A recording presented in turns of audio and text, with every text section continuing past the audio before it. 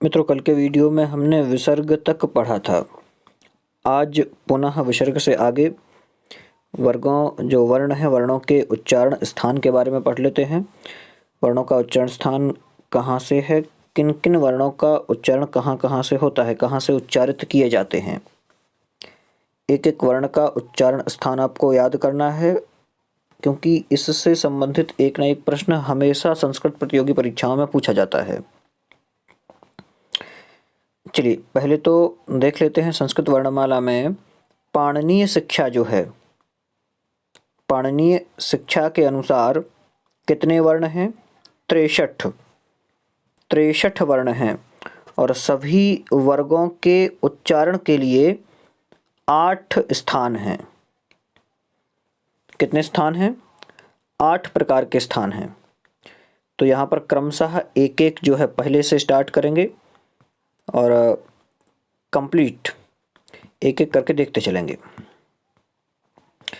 चलिए, सबसे पहले जो सबसे पहला उच्चारण स्थान है कंठ। परिभाषा भी याद करनी है और साथ में वर्ण भी याद करने हैं। क्या कहा परिभाषा में? अकोह विसर्जनीयानाम कंठः। ध्यान से याद करना है। कंठ से उच्चारित होने वाले वर्ण अकोह विसर्जनीयानाम कंठः। आ सबसे पहले वर्ण दिया हुआ है, अवर्ण दिया है, जिसमें आ से उच्चारित होने वाले वर्ण आ और आ दो हैं। आ के बाद अकोह का, तो का से क्या लेना है? यहाँ पर कवर्ग लेना है, का से कवर्ग। फिर हा से क्या लेना है? अलग से हा, अकोह विसर्जनीयानाम। विसर्ज मतलब विसर्ग, तो हो गया विसर्ग। तो इनका उच्चारण स्थान कहाँ से होता है? कंठ से होता है। ठीक, इतना। अकोह विसर्जनीयानाम कंठः। आगे दूसरे नंबर का इचुयसानाम तालु। इचुयसानाम तालु। सबसे पहले क्या है? ई है, दोनों प्रकार की ह्रस्व और दीर्घ। फिर चवर्ग है, फिर क्या है? या है और सा है। तो इनका उच्चारण कहाँ से होता है? तालु से होता है। अकोह विसर्जनीयानाम कंठः इचुयसानाम तालु। तालु से उच्चारित वर्ण तालव्य कहलाते हैं। क्या कहलाते हैं? तालव्य कहलाते हैं। और कंठ से उच्चारित होने वाले वर्ण क्या कहलाते हैं? कंठ्य कहलाते हैं। तो ऐसे छोटे छोटे से शब्द आपको याद रखना है। तालव्य, तालु से उच्चारित होने वाले, कंठ्य, कंठ से उच्चारित होने वाले। अगला उच्चारण स्थान है मूर्धा।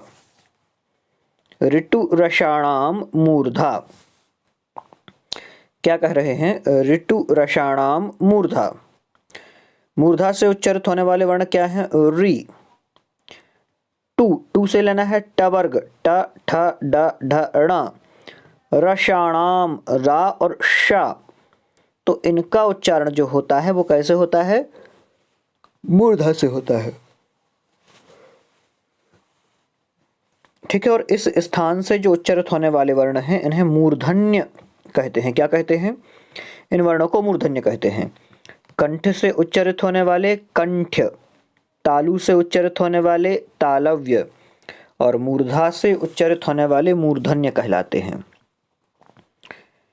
ठीक। अगला है दंत। ऋतुलसानाम दंताः, अर्थात लरा। और क्या हुआ? ली, मतलब कि हाँ ली। और क्या है? ता से तवर्ग, ता था दा धा ना। और ला, लसानाम, लसानाम का ला ले लेंगे। और एक क्या हुआ? सा और ना। ठीक है ना। तो इसमें भी वैसे आ गया, ताथा दाधा नाम है, कोई दिक्कत नहीं है। तो ऋतु लसानाम दंताः, लरी हो गया, तवर्ग हो गया, ला और सा, केवल इतने यहाँ तक, ला और सा। इनका उच्चारण स्थान जो है वो दंत्य है, दांत है। दांत है उच्चारण स्थान। और इससे उच्चारित होने वाले वर्ण जो हैं वो क्या कहलाते हैं? दंत्य कहलाते हैं। ठीक, इतना याद रखना है, वो दंत्य कहलाते हैं। आगे चलते हैं ओष्ठ का। उपपधमानीयानामोष्ठौ, उपपधमानीयानामोष्ठौ अर्थात उ और पवर्ग प फ ब भ म तथा उपपधमानीय प और फ, इनका उच्चारण स्थान जो है वो ओष्ठ होता है। क्या होता है? ओष्ठ होता है। ये वर्ण ओष्ठ कहलाते हैं। नासिका है अमंगणानाम नासिका च, मंगण न, और अनुस्वार जो हैं इनका उच्चारण स्थान नासिका है। इस स्थान से उच्चारित वर्ण नासिक्य कहलाते हैं। ठीक है, नासिका से ध्यान से म ङ ण न म, इस प्रकार से ये नासिका से उच्चारित होते हैं। इन्हें नासिक्य वर्ण कहते हैं। आगे क्या कहा? नासिकानुस्वारस्य, जो अनुस्वार होता है, बिंदी जो होती है अनुस्वार वाली, तो अनुस्वार का उच्चारण जो है वो नासिका है, ये भी कह दिया। अनुस्वार का उच्चारण स्थान भी नासिका है। आगे कंठोष्ठ क्या है? कंठतालु क्या है? पहले तो कंठतालु, एदैतोः कंठतालु, एदैतोः कंठतालु मतलब ए और ऐ दो वर्ण हैं एक साथ। ए और ऐ का जो उच्चारण स्थान है वो क्या है? कंठ और तालु, कंठ से और तालु से उच्चारित होते हैं ये। अतः ये वर्ण कंठ तालव्य कहे जाते हैं। आ ई के संयोग से ए तथा आ ए के संयोग से ए बनता है। ठीक है, ए दैतोह कंठ तालु, इस प्रकार से आपको याद करना है। आगे है कंठोष्ठ, ओदौतोह कंठोष्ठम।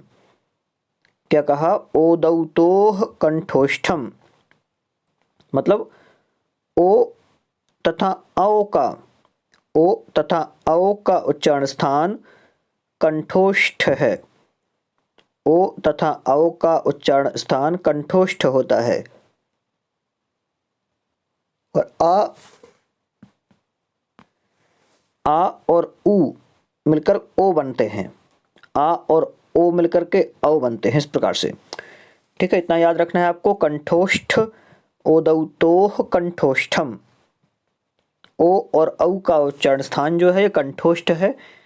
ये भी कभी भी पूछा जा सकता है। आगे दंतोष्ठ वाला है, जिसमें वा के उच्चारण स्थान के लिए कहा है। तो वा का उच्चारण स्थान क्या है? वकारस्य दंतोष्ठम। वा का उच्चारण स्थान दंतोष्ठ होता है और इस कारण वा दंतोष्ठ कहलाता है। इसका उच्चारण करते समय जिह्वा दांतों का स्पर्श करती है और ओष्ठ भी कुछ मुड़ते हैं। क्या कह रहे हैं?